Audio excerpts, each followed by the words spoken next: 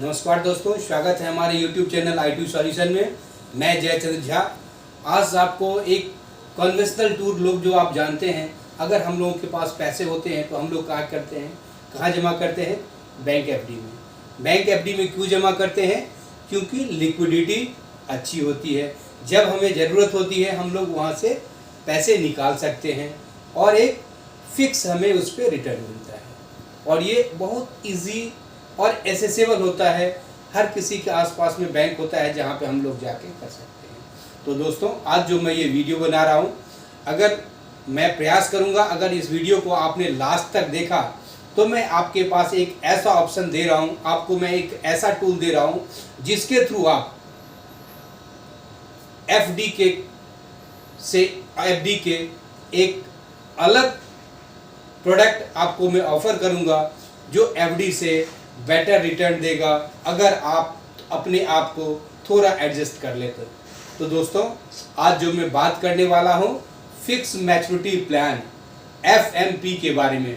दोस्तों, fix maturity plan और FD ये दो चीज़ हैं। अब एक मैं जैसे कि मैं डाटा बताऊं आपको दोस्तों, 150 लाख करोड़ लोगों का पैसा बैंक एफडी में है और 35 लाख करोड़ रुपया म्यूचुअल फंड इंडस्ट्री में टोटल है दोस्तों।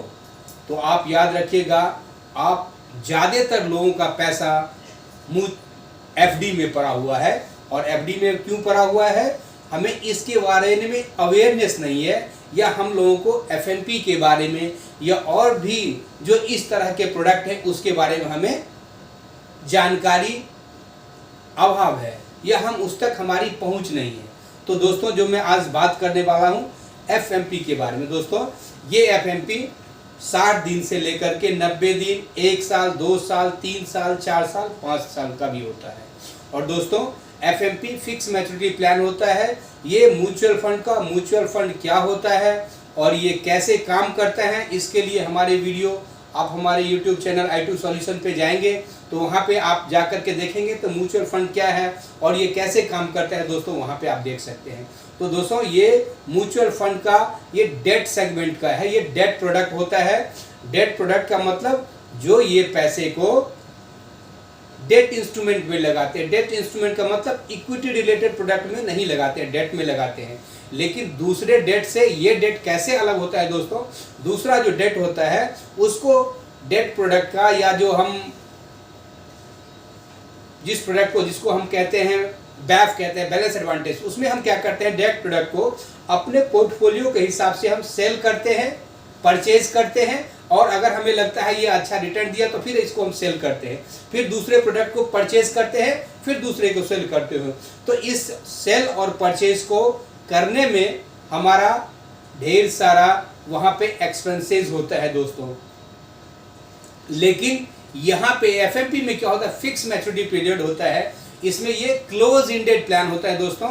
एफएमपी में क्लोज इंडेड प्लान होता है। दैट मीन्स ये ओपन होगा 10 तारीख को, जैसे ओपन होगा तो 20 तारीख को क्लोज हो जाएगा। यानी आप 10 से लेकर के 20 के बीच में ही आप ये प्रोडक्ट ले सकते हैं दोस्तों। इसके बाद इस प्रोडक्ट को आप नहीं ले सकते।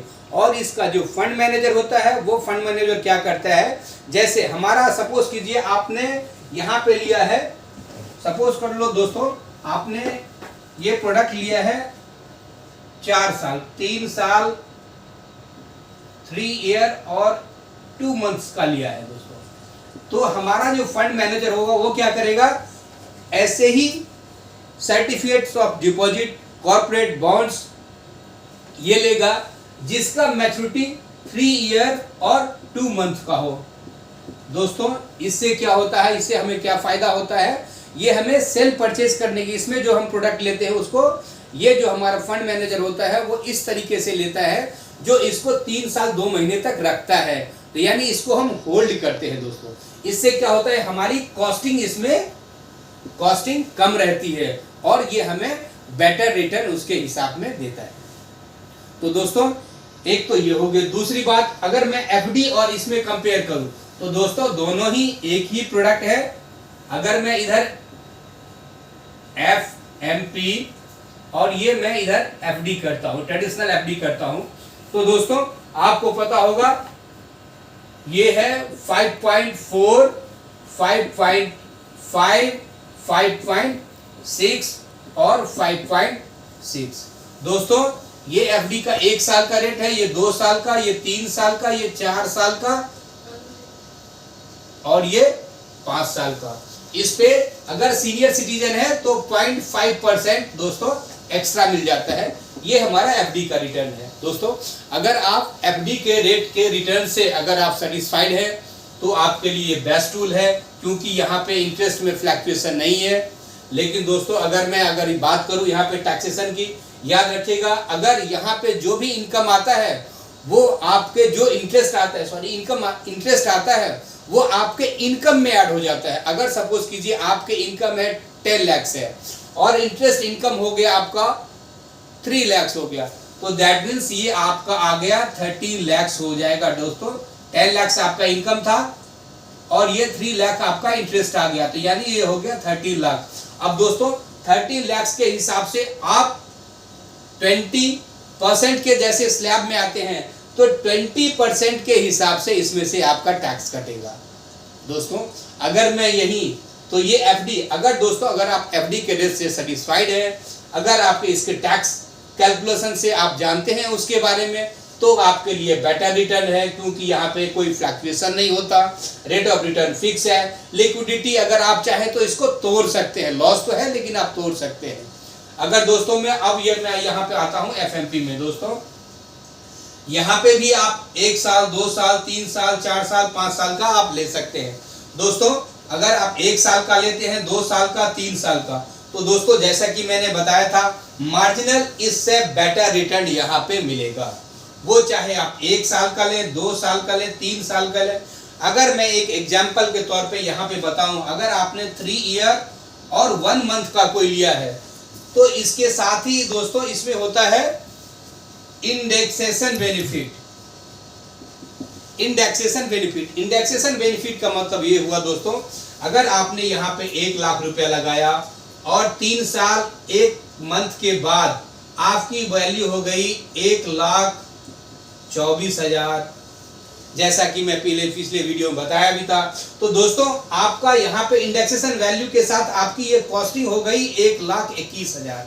तो यानी आपका गेन केवल यहाँ पे दोस्तों 3,000 हुआ, और 3,000 पे यहाँ पे क्या है, लॉन्ग टर्म कैपिटल गेन होता है जो आपका गेन हुआ, और लॉन्ग टर्म कैपिटल गेन जो होता है केवल 20% है दोस्तों।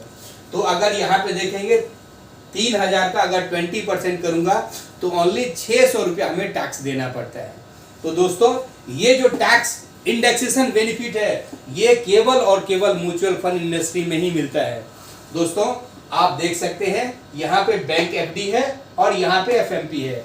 अगर आप बैंक एफडी के कंपेयर में एक बेहतरीन प्रोडक्ट और थोड़ा अगर एफएमपी में क्या होता है दोस्त, एक टेंटेटिव आपको यील्ड मिलता है।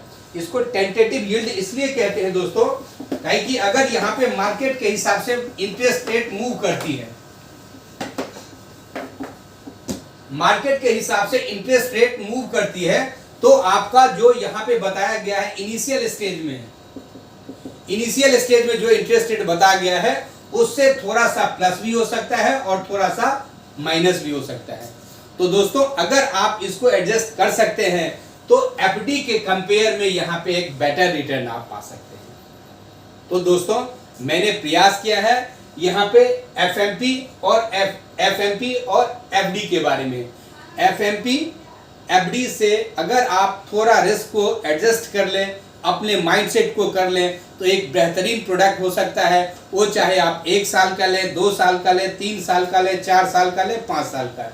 और इस पे अगर 3 साल एंड अबव का लेते हैं तो आपको इंडेक्सेशन बेनिफिट मिलेगा, और इंडेक्सेशन बेनिफिट में आपका जो टैक्स का कैलकुलेशन है वो कम हो जाएगा और आप बेहतरीन रिजल्ट पाएंगे।